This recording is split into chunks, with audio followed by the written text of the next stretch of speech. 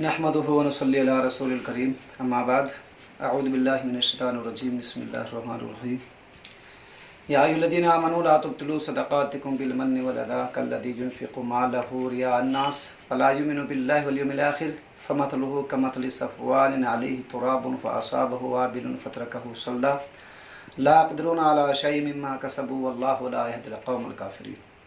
सूरह बकरा आयत नंबर 263। अल्लाह रब्बुल आलमीन फरमाता है इसमें,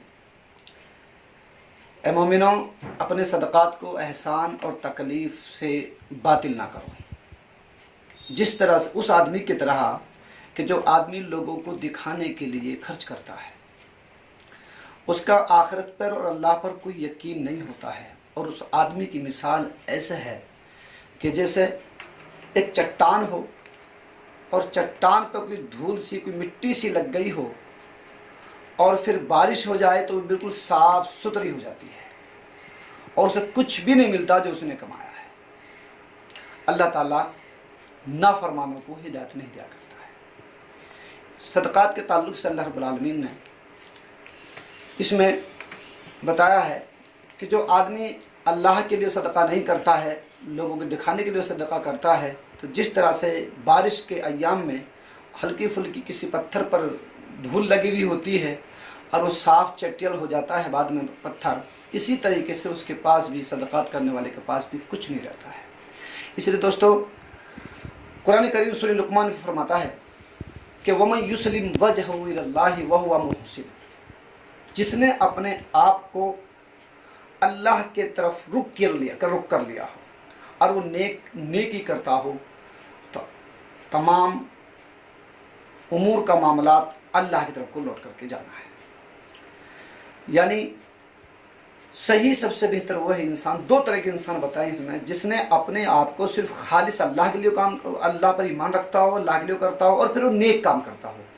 यानी बात यह है कि नीयत भी सही हो और नीयत के साथ साथ उसका काम भी सुन्नत के रसूल के मुताबिक ही होना चाहिए। तो इसलिए सुन्नत के मुताबिक अमल हो और नीयत हमारी सही हो, तब जाकर के आखिरत में हमें पूरा अजर मिलता है। और ये ज़रूरी नहीं होता है कि बहुत सारा माल खर्च किया जाए, आदमी अपनी हैसियत के हिसाब से खर्च करे, जितनी अल्लाह ने जिसको हैसियत दी है।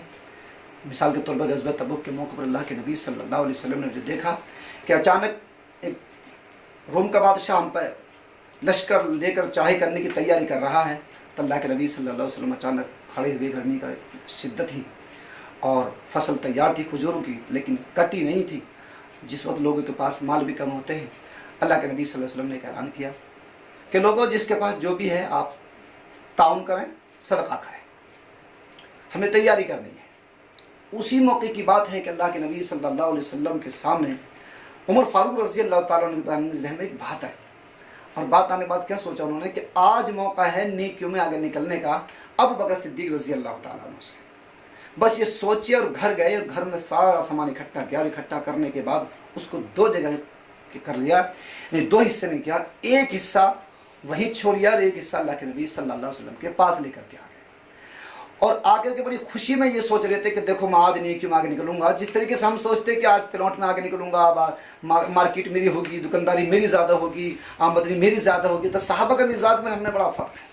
वो सोचा करते थे आज नेकी इससे मैं ज़्यादा कमाऊँगा, इंशाअल्लाह आज आखिर तो मुझे ज़्यादा अजर मिलेगा, इससे ज़्यादा कमाऊँगा।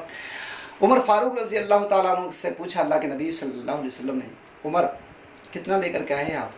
कहा अल्लाह के नबी सल्लल्लाहु अलैहि वसल्लम, घर में जितना भी था उसका दो हिस्से करके आया हूँ, एक हिस्सा घर छोड़ करके आया हूँ और एक हिस्सा अपने पास आपके पास भी आया हूँ। जो भी कुछ है ये है, इतने सामान मेरे घर पड़ा हुआ है।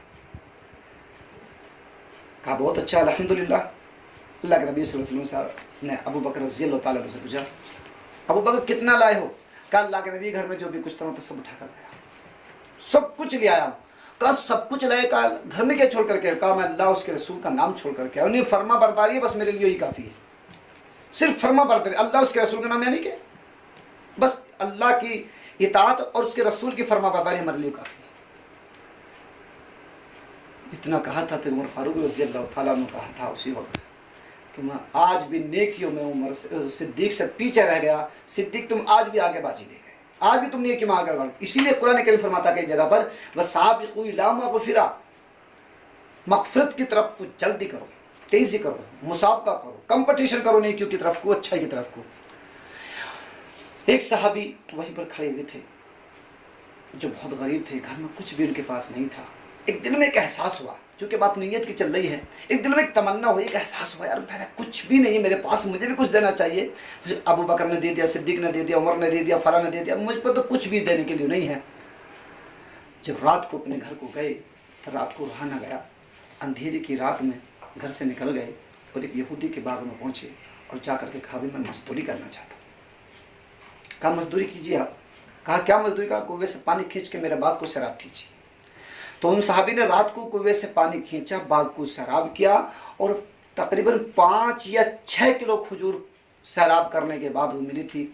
और वही सहाबी सुबह को सवेरे अल्लाह के नबी सल्लल्लाहु अलैहि वसल्लम से आकर के कहा था, अल्लाह के नबी मेरे पास देने के लिए माल तो कुछ भी नहीं है, सब दे रहे थे, मेरा भी मन कर रहा था माल देने के लिए, और जब मुझे घर में कुछ भी देने के लिए ना मिला, मैं रात मजदूरी करके ये खजूर लेकर के आया हूँ, आप मेरी तरफ से इन्हें कबूल कर लें। तो दोस्तों अल्लाह के नबी सल्लल्लाहु अलैहि वसल्लम ने जब सुना ये अल्फाज कि रात मजदूरी करके लाया हूँ, तो आप देखिए अल्लाह के नबी की हौसला अफजाई करना कि अल्लाह के नबी ने उन खजूरों को लिया, उसका दिल नहीं तोड़ा और उन खजूर को ऐसे नहीं फेंक दिया एक तरफ को कि थोड़ा समझ करके कम से थोड़े से खजूर से क्या होगा, बल्कि उमर फारूक रज़ी अल्लाह ताला अन्हु के सामान के ऊपर खजूर रखे, सिद्दीक के ऊपर खजूर रखे और हज़रत उस्मान गनी रज़ी अल्लाह ताला अन्हु के तमाम सहाबा के सामान पर उन खजूर को जगह जगह रखा था, ताकि अल्लाह के यहाँ पर दिल की नीयत और इखलास नीयत चलती है, कमी ज़ाती नहीं चलती है। जैसी जिसकी ताकत है उसकी ताकत के अनुसार काम करे और उसके साथ इखलास जिसका जैसा होगा उसको अल्लाह के यहाँ पर अजर मिलेगा। अस्सलामु अलैकुम रहमतुल्लाहि व बरकातहू।